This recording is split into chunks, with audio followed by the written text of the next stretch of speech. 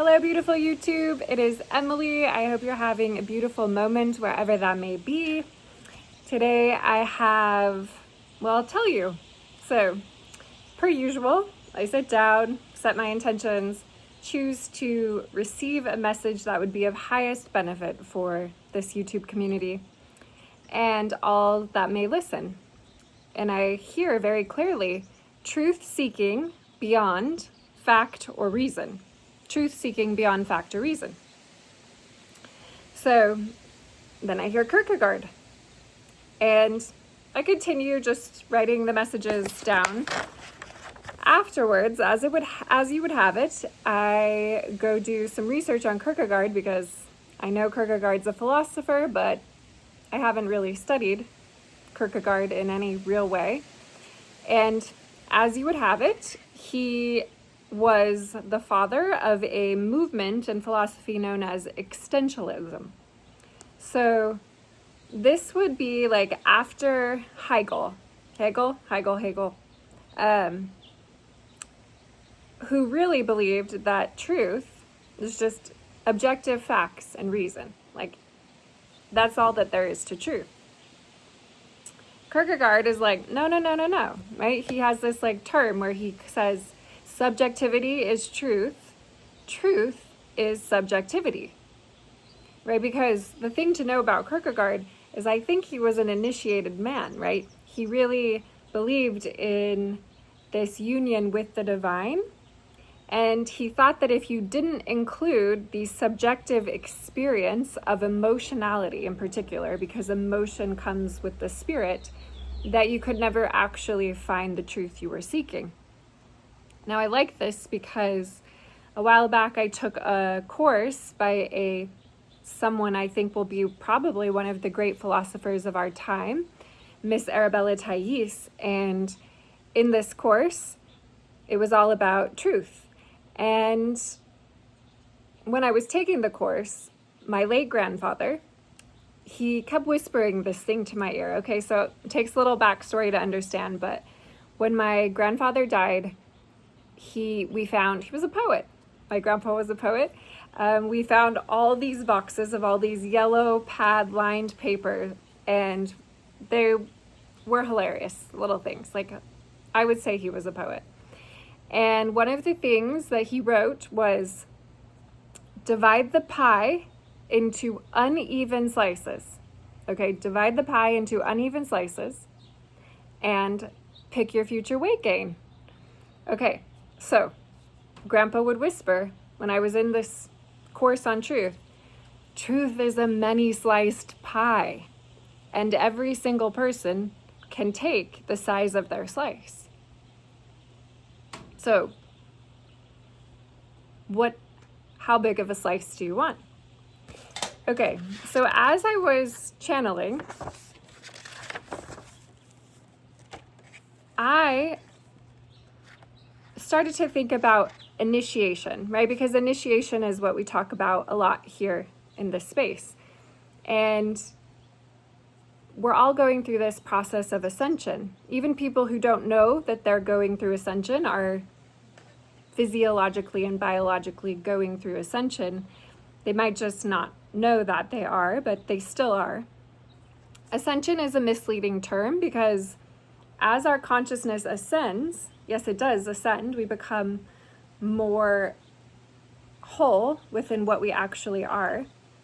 But actually, what happens is more and more of our spirit and soul is incarnating into our physical body. So I drew something to help us understand how subjectivity actually grows through ascension.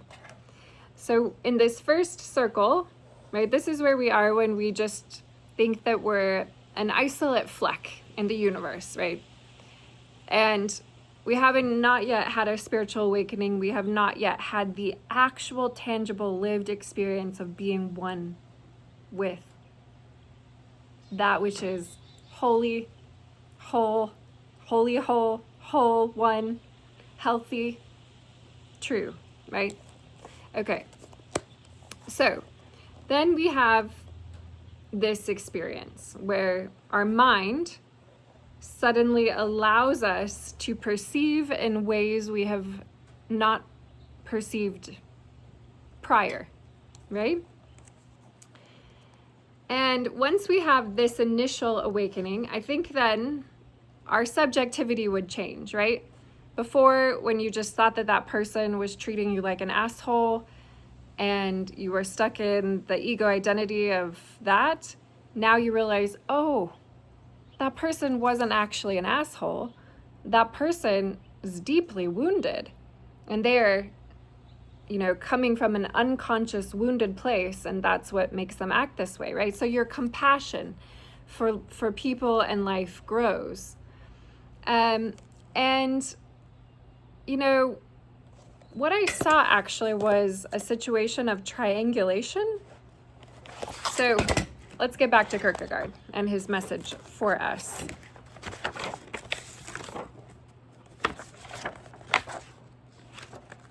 Okay. Seek not what others are telling you.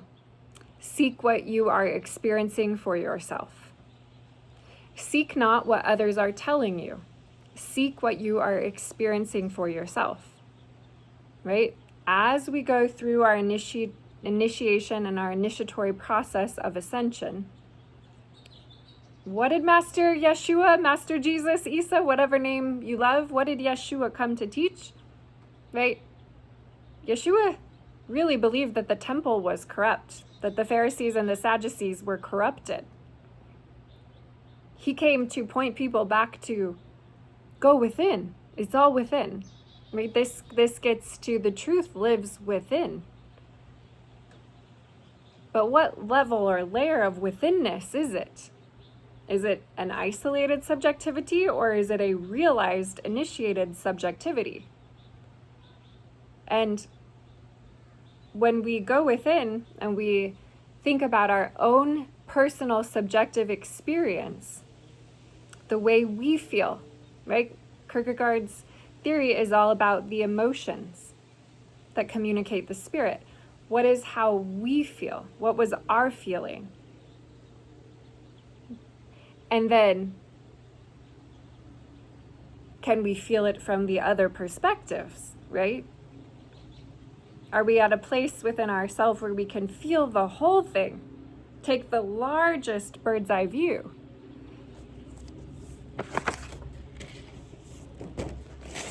Okay, now his next reminder was the need to let go of what was, to remember what is and always will be and always was.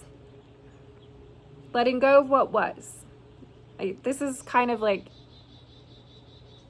the death and rebirth process of what the ego has to go through when you're transforming your inner self into a being that is virtuous and integral and ethical and respects life.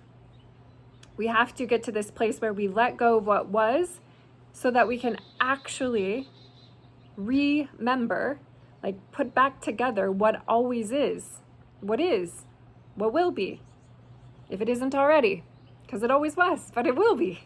You know what I'm saying? Okay. Now, Kierkegaard, this is not something I channeled, this is something I read. In his theory, he had this concept of the leap of faith. And he really believed that truth transcends all rational understanding, right? That you can't actually ever experience the truth through rational, logical thinking things through. That you have to include the heart. Okay, so I heard him say to me, heart flowering is true triumph. Heart flowering is true triumph. And he wanted to communicate that these states of hope and joy, both of these states, in his opinion, he said that these are egoless states. So when you're really able to be in joy, or when you're really grounded and embodied in hopefulness, it's beyond the ego, right? At that point, you have transcended that part of you, that is rational and values fact and reason.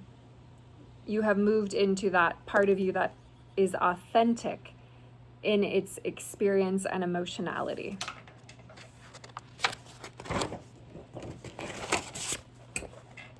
Okay, then I heard opening freedom. And freedom, I think, especially in the land of America, I can't speak for all places, but there's a sense in America about like to just be free and just get to do whatever you want to do and it's really a Luciferian false light version of freedom, because true freedom, what is actually freedom, is deep, deep, deep, deep, deep respect for the parts of life that are sacred and holy, such as life itself, such as love and peace and unity, right? When we start to do things that we think are free, but we are disrespecting unity, or we're disrespecting peace and love, or we're disrespecting life itself, those things that's not being free. That's being mind controlled, right? True freedom requires the awakened awareness that one is one with all things. It is the law of one. And so I guess I'm just here today to just give us ideas to think about what is true, what isn't true, what is the truth. You know, I want to remind everybody that truth comes from within, You'll never find it out there. You'll never find it listening to someone else. The only place you will ever really feel and know the truth within the soul, the truth within the divine and whole part of you, is to experience it for yourself. And with that, I hope you have a beautiful and wonderful day. If you stayed all the way to the end, I of course appreciate a thumbs up or a comment or sharing it. All of these things help this message make it further. And yeah, much love to you.